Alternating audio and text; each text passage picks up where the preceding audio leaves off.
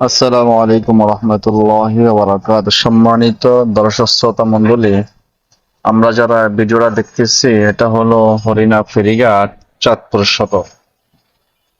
দেখেন, আল্লাহ তাআলা এই জমিনের মধ্যে আপনাকে আমাকে সৃষ্টি করেছেন। আমরা যা কিছু চোখে দেখতেছি আল্লাহ তাআলার নেয়ামত। তদ্রূপ নদীটাও একটা নেয়ামত।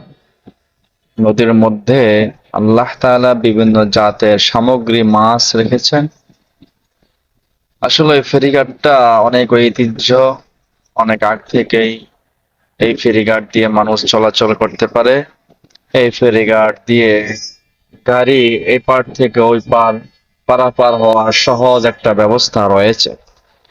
রাস্তাঘাটে যানজটের কারণে ফেরি দিয়ে অতি সহজেই গাড়িগুলা যাতায়াত করে। নোয়াখালী, লক্ষ্মীপুর, চট্টগ্রামের যে কন্টেনার গুলা এই রোডে দিয়ে, এই হরিণা ফেরিঘাট দিয়ে পারাপার হয়ে শরীয়তপুর, মাদারীপুর, হ্যাঁ, ওইদিকে চলাচল করে। আল্লাহ তাআলা এই নদীর মাধ্যমে অনেক সহজ করে দিয়েছেন। আমরা বিভিন্ন সময় চিন্তা করে দেখি যে নদীটা সৃষ্টি করেছেন আল্লাহ তাআলা কেন।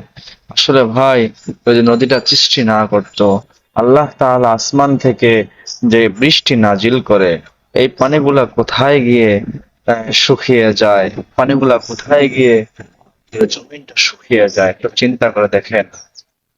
এই পানিগুলা শুকিয়ে যায় ওই নদীর মধ্যে। বৃষ্টি হওয়ার সাথে সাথে নদীর মধ্যে পানিগুলা চলে যায়। তাহলে এটা কি আল্লাহ তাআলার শুকরিয়া আদায় করার মতো নয়? অবশ্যই, অবশ্যই এটা আল্লাহ তাআলার শুকরিয়া আদায় করতে হবে।